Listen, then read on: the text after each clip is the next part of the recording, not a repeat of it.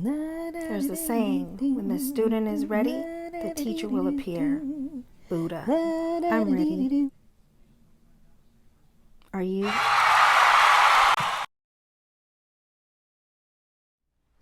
Today we're going to go over some questions that you may have about the beauty industry. So let's get started. The first question we have is, why do hairstylists always wear black?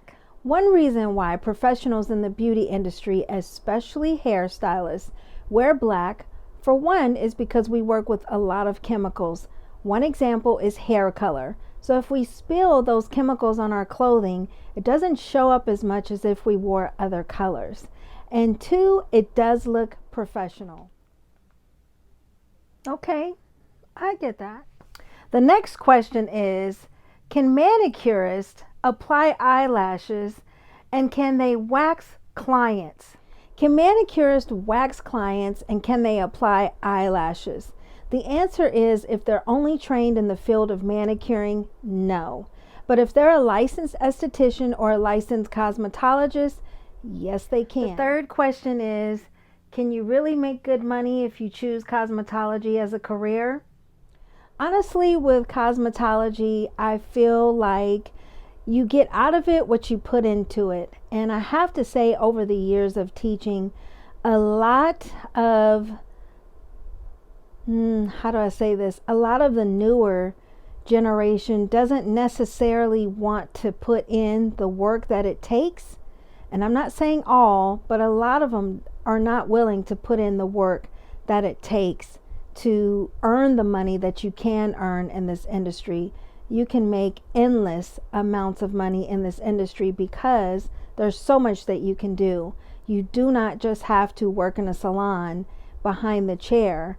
You can do whatever you want to do in this industry and it will pay off.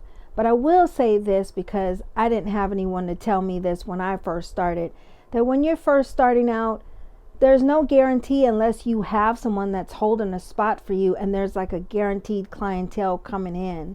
There's no guarantee that you're going to just off the bat make thousands of dollars. Not saying it can't happen, but I'm saying a lot of times you do have to put in the work. I mean, some days you'll be in the salon and it will be a slow day. But on those days, you find a stylist who is more experienced than you. Observe them, assist them, ask them what's the latest, greatest hair cutting trends or coloring trends. Buy extra mannequins, so on those slow days, you can practice the latest, greatest foiling techniques or hair cutting techniques. That way you're busy, and when the first walk-in comes in, 9 times out of 10, you're going to get that client. Whereas I've had some people tell me, oh, I'll just go home and they can call me when clients come in. In the real world, it doesn't work that way. The salon owner is going to give those clients to whoever is there in the salon. So I would just say be patient. And like I said, it does happen, but you have to give yourself at least a good 6 months to establish a good clientele. And I will say, with this generation, social media is really important nowadays. That's just the world we're living in. And I'd be doing you an injustice if I didn't tell you to post your work on social media, to advertise your business on social media. It's not like when I was first getting started. We had to go out there literally to the public, pass out business cards, speak to people, put flyers in their windshields. We're no longer in those times. So yes, you can make great money in the field of cosmetology. The next question is, how long is the course for cosmetology? So in the state of California, it's 1,600 hours to complete the course of cosmetology. Now, if you're a full-time student, that means that you could be done, if you didn't miss any days, between 9 and 10 months. But if you're going part-time, which some schools, which I'm used to working in the private sector prior to where I'm working now, they offer evening courses, which means it'd be twice as long, which means it's almost 2 years. Now that's in our state. In other states, I cannot answer for, because some schools require less hours and some schools actually require more hours in cosmetology. So you would have to call whatever state you're in their state board and ask how many hours is it for the school. The fifth question is, when you're waxing in the salon, can you reuse the sticks? So when you're in the salon and you're waxing, a lot of times people will ask, why can't you reuse the sticks? Now here's the thing, most people think like with your curling irons and with your blow dryers, you don't have to disinfect those, or like your pressing combs or your Marcel irons, because that heat actually kills whatever germs were living on that surface. Your wax pot is not the same. It's more of a, think of it as like a humidifier that's actually brewing the bacteria in there.